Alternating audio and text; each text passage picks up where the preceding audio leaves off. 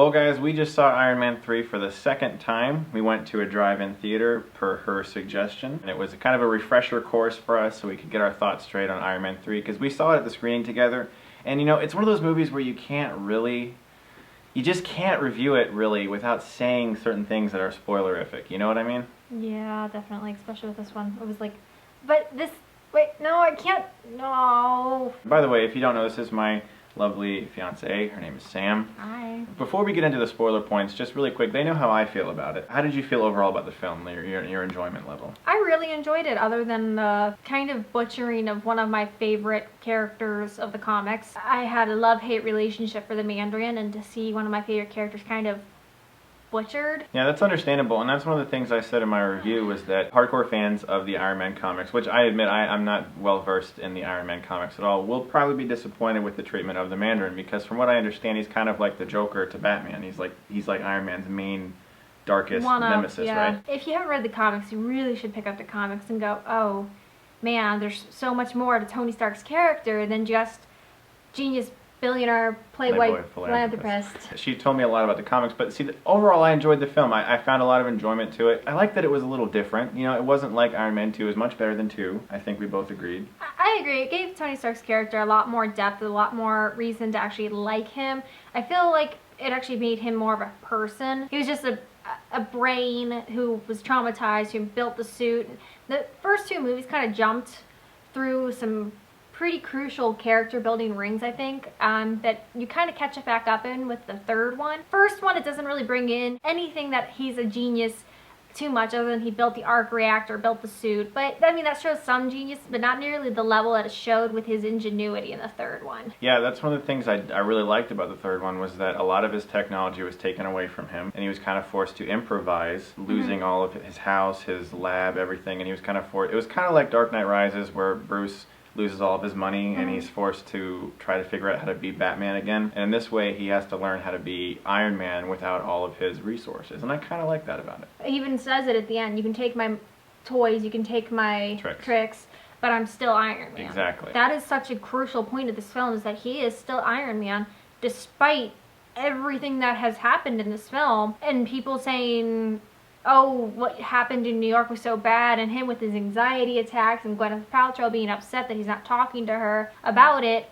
But then, like, when they're trying to be together a little bit and sleep in the same bed, she freaks out because he has a nightmare. And I felt that was a little bit, I don't know, poorly played out. Like, she didn't understand that he had a nightmare and freaked out. And she was being a little prissy. Yeah, it was more than just a little bitchy. I mean, if you were having a nightmare and something traumatizing had just happened to you, I don't really think the love of my life should react like that. You know what I mean? Well, we'll remember this. We'll remember this. Yeah. We'll keep it in mind. Sure. If I ever have a nightmare and I send my Iron Man suit to attack you subconsciously, don't get mad, okay? It was bitchy, especially with her kind of like swooning over the villain, even at the beginning of it. It's like she was literally swooning at the sight of this guy. And it wasn't even actually all that good looking, in my opinion. Let's talk a little bit about the villains in this movie, because that's really what everyone is up in arms about. The crazy villains. Obviously, the trailer made it seem like the Mandarin's going to be the main villain. Ben Kingsley is portraying him. He's a very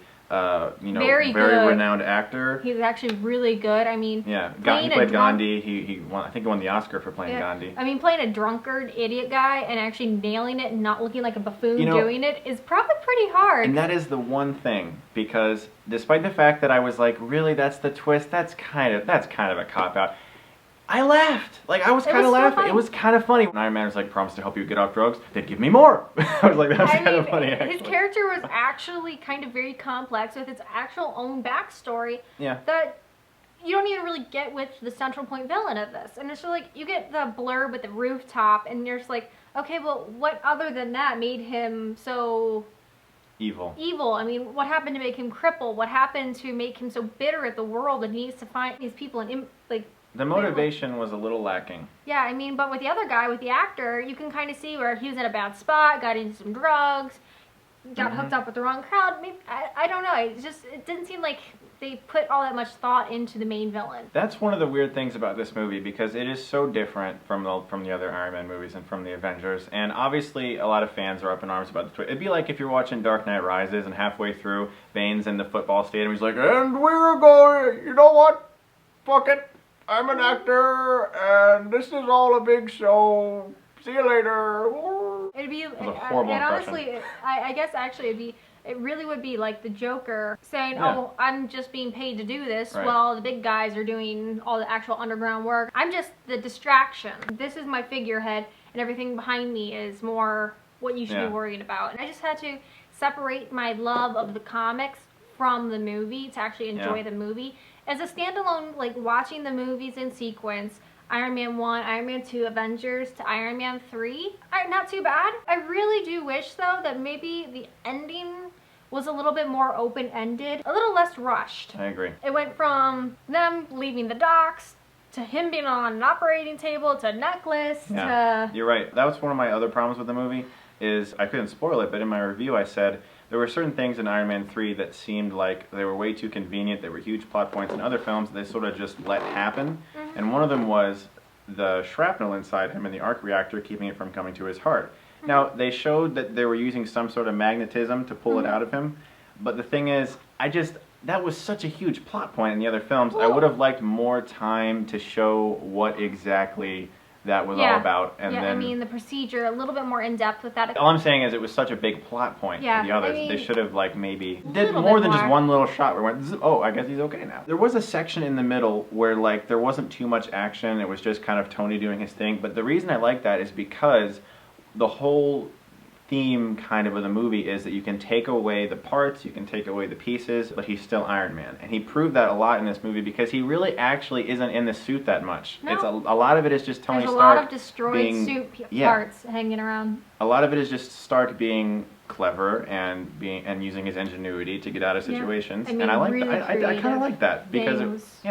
I like when a hero who has a lot of resources that we just don't have, that we can't relate to, like being a billionaire, has that taken away from him and proves that he can still be a hero, like in Dark Knight Rises. It's kind of nice and refreshing to see a hero not be so over the top, overblown, superficial. Right. Kind of. I enjoyed that little bit of a spin, but you messed with a central point character like Yeah, the the Mandarin part. See, Ah. that's the thing that everyone keeps coming back to is, wow, they did that. And there's two things I can say about that.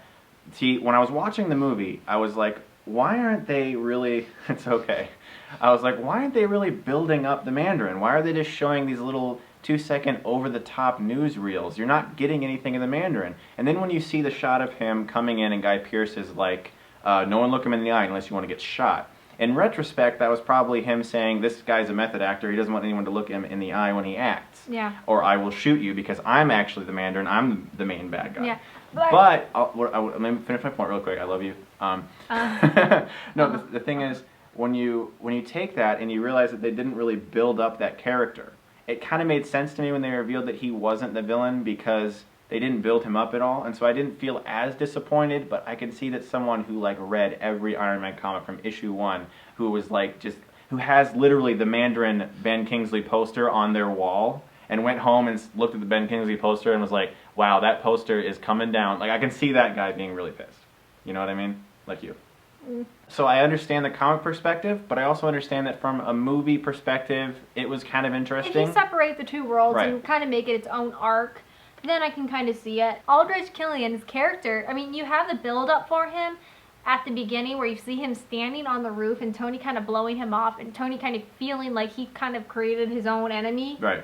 Which he kind of did. He slept with the girl, blew off the guy. I don't get why the guy got so upset by being blown off when, I mean, for God's sake, he looked crazy. Yeah. He looked crazy. And Motive was a little weak. with his crazy hair, the gnarly teeth, and the bent over cane, you don't present yourself that way to somebody. Right, he was an idiot, and he turned into a maniac. He turned into a maniac, So, a and it makes genius sense. maniac, but a maniac nonetheless. The girl he slept with and blew off and solved the formula on the back of the card, coming back to bite him in the ass, and her getting killed because he's trying to protect her and turn it back into a good person. Again, kind of a little Underdeveloped. cliched and a little underdeveloped. That's what I said in my review, and I couldn't again There say was it. a lot there of was cliched things in this. there A were. little. I mentioned in my review all the little cronies, the little cohorts of the villain, like the side people, like Rebecca Hall, the Where woman. does he get them? well, they all just kind of came together apparently and wanted to be really evil and murder people, I mean, but they were kind of underdeveloped. The white guy, the main bald guy who follows around everywhere, I didn't care for him. Like I don't even know what was his name. Like I mean, you see him more than you see Aldrich. Yeah. And the problem I'm having with like all these people that he's taken were all former soldiers who. Their biggest thing was their right to protect their country, and yes, they got injured, and yes, they lost a limb, or they had some health defect because they got into this war, and you offer them a chance to... Now they're terrorists. Yeah, now they're terrorists. Right. I mean, you're offering them a chance to have their body part again, and most people will jump at that, but... Now I'm going to go blow people up. At the end, like, he sends like 30 to 40 of his suits to come. 35. Okay, see? This is why she's here. You were very helpful. Well, there's Mark 7 in the Avengers, which we already know, because if you actually look at the cases, I'm pretty sure there were 7 cases lined up from the Mark 1 all the way to Mark 7. And then you have 42, the prodigal child, as Tony calls him. And then you have simple mathematical elimination. You take 42 minus 7, you got 35 suits of armor. And then he manages to blow every single one of them up in various stages. Hi. Sam? I know. Sam? This is the geeky side. This is the... Marry me. Aw. It needs to be geekier. You need to be geekier. Anyway, at the end of Iron Man 3, these 35 suits come. And a friend of mine was like, you know, why didn't he just call them throughout the whole friggin' movie to help him? And then I realized there was like this one little 2-second line that I missed where Jarvis was like, "Sir, the debris has been cleared from the whole of the thing," or whatever. I was like, oh, okay, so the debris was trapping it, got it. But I really liked that finale. That was a really great finale because the finales of Iron Man 1 and 2 I felt were a little weak. Like there wasn't like a big fight scene. There, like especially 2, like freaking Whiplash blows up in a garden somewhere. I still like how Pepper Potts turned into this badass bitch out of absolutely freaking nowhere. I mean, yeah, she got injected by this serum shit, but really, she's still Pepper Potts. I mean, yeah, she's... I like that for other reasons. If you say it's because of the sports bra... I like the sports bra.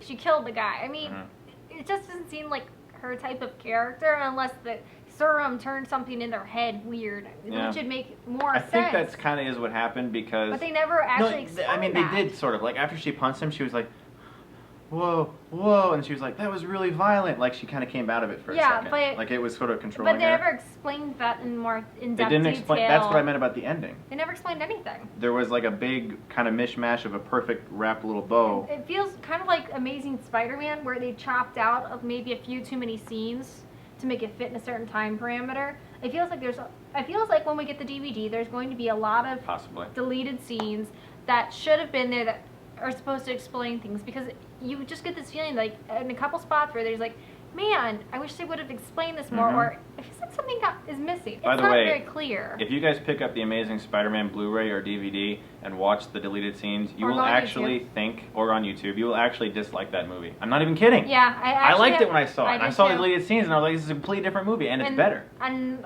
you know what I did? I actually went back and I watched the Amazing Spider-Man and stopped it where all those deleted scenes were supposed to be, and I'm like... You did that? Yes, I told you I'm a geek. That's fine.